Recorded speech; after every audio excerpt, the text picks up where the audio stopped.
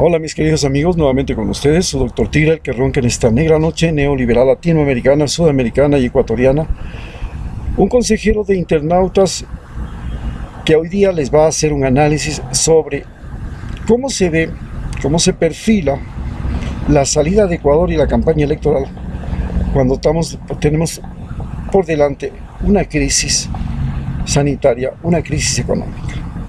Evidentemente, en el mundo ya no va a ser factible que un país como Ecuador o como cualquier otro país del mundo vaya a ser un país inviable, vaya a ser un país en crisis, sin que todos los demás países del mundo no se vean afectados. Por lo tanto, todos los demás países del mundo tendrán que tomar algo del problema de ese país y ayudar a resolverlo, porque ya lo hemos visto con la pandemia. De nada nos sirve si la pandemia está en un país de África o de China o de cualquier otro país del mundo, sin que esta pandemia un día de esos, inmediatamente, al rato menos pensado, y por la gran movilidad que tenemos los seres humanos en el planeta, especialmente por el transporte, pues no se propague esa enfermedad. Ya lo hemos visto con la chikungunya, ya lo hemos visto ahora ya lo vimos con el Zika, ya lo vimos ahora con el COVID. La chikungunya vino de África, el Zika vino de Brasil, ahora pues tenemos la pandemia que viene de China, el COVID. Entonces ya esto de que Ecuador sale solito no se va a dar. Aquí todos le ayudan a Ecuador, o si a Ecuador le va mal, puede que nos vaya mal a todos, es una posibilidad real. La segunda cosa es que no tenemos que volver a cometer el error que no solamente cometimos nosotros, cometió Rafael Correa, cometió Alianza País, de pensar que en un país que no es Estados Unidos, que no tiene la tecnología de los Estados Unidos, que inclusive, por ejemplo, los aviones ya no necesitan pilotos aéreos, no necesitan pilotos, porque inclusive los accidentes de tránsito aéreos se producen en el 80% de los casos por error humano y no por el piloto el automático del avión. Entonces estamos llegando a la etapa de los drones, estamos llegando a los autos automáticos sin piloto. Posiblemente el gobierno norteamericano no necesite ya en el futuro un presidente. El presidente será un símbolo, pero las decisiones ya no las va a tomar el presidente. ¿Por qué? Porque es un país donde si se le ocurre poner a un presidente loco, rayado, más complicado que Donald Trump, el mundo está en problemas. Disponen de armas nucleares, de arsenal químico, de arsenal biológico, pueden crear un colapso planetario. Entonces ya no es lo mismo. Entonces, ni los soldados norteamericanos están yendo a pelear, prefieren mandar drones, mucho más eficiente. Dentro de poco mandarán robots. Y la situación es así. Pero un país como Ecuador,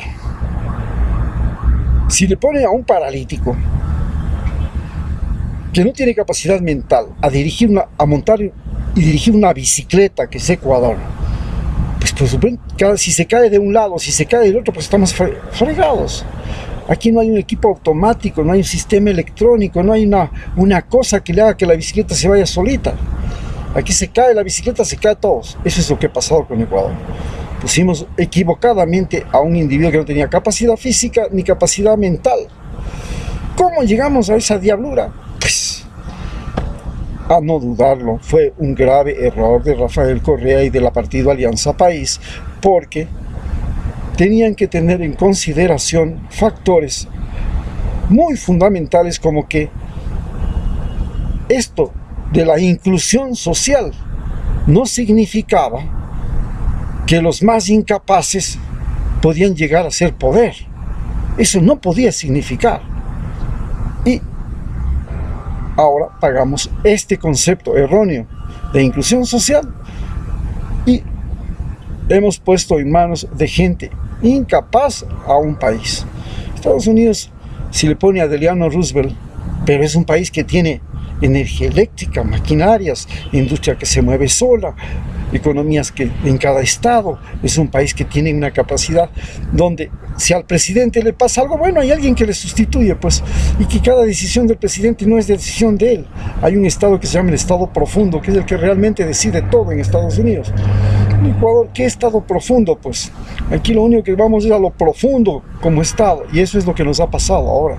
No podemos volver a equivocarnos pensando que un Abdalá Bucaram, un payaso de feria, puede llegar a ser asambleísta o puede llegar a ser presidente. No podemos pensar que un banquero que casi no puede caminar, que está en las últimas de su vida, está en el crepúsculo de su vida, puede llegar a gobernar un país. Y no podemos pensar que un audaz indígena, que no es Leonidas Issa, un brillante, una persona capaz, un líder real, con lucidez, puede llegar a ser presidente, pues, sin que ese indígena no nos lleve a una guerra entre mestizos y blancos y con los indígenas. No, la situación es evidente. Tenemos delante de nosotros a un tecnólogo, a un tecnócrata. Realmente yo no puedo decir si es maravilloso, si es excelente, si es una gran persona, porque es un aparecido. No lo conocí, nunca supe de él.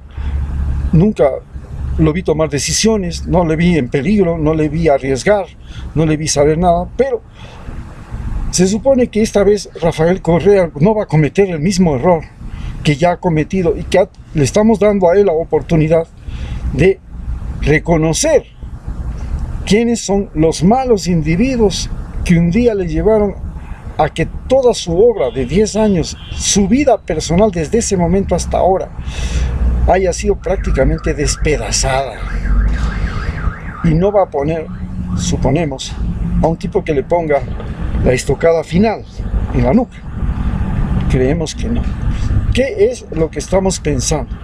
Que bueno, vamos a poner al presidente, y este candidato va a tener la visión de cómo sacarnos de este tremendo problema. Una deuda que ya llega prácticamente al 70% de todo lo que produce el Ecuador. Y segundo, una crisis económica con un decrecimiento que se estima va entre el 7 y el 9%. Es decir, 7 veces menos de lo que, 6 veces más de lo que alguna vez estuvo en el peor momento Rafael Correa. ¿Cómo salimos de esto? Por supuesto, somos un país con vocación exportadora, agroexportadora y petrolera.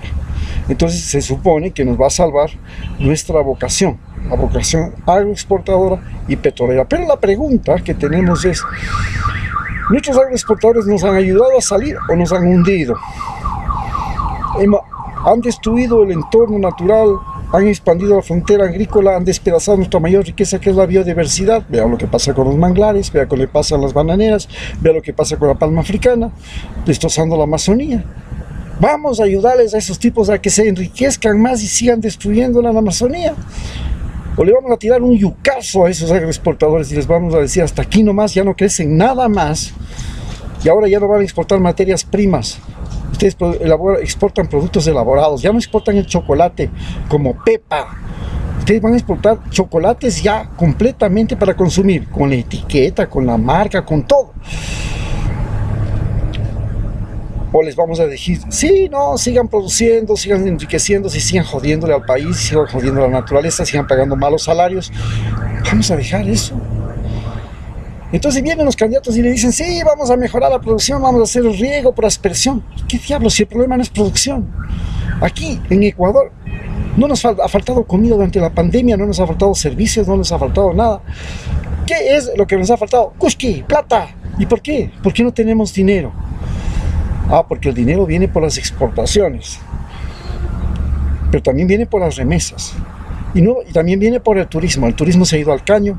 Entonces, bueno, hay países que viven del turismo. Si nosotros tenemos la mayor biodiversidad y la mayor diversidad cultural del mundo, ¿no les parece más racional desarrollar una economía que utilice la biodiversidad y la diversidad cultural y, en lugar de destruirla, la venda como paquetes turísticos, la venda como investigaciones científicas, la venda como mecanismos de capacitación.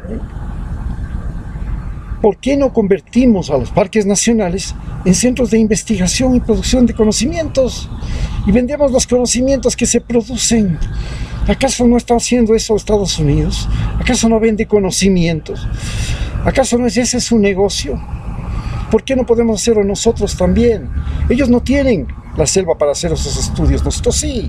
No tienen los Andes para hacer esos estudios ni esas investigaciones. Nosotros sí, podemos producir conocimientos y podemos vender conocimientos y podemos entrenar a la gente para que aprenda a usar la economía de protección, es decir, cómo utilizo un río y no lo daño y lo mantengo como está, cómo utilizo una selva, no la destruyo, y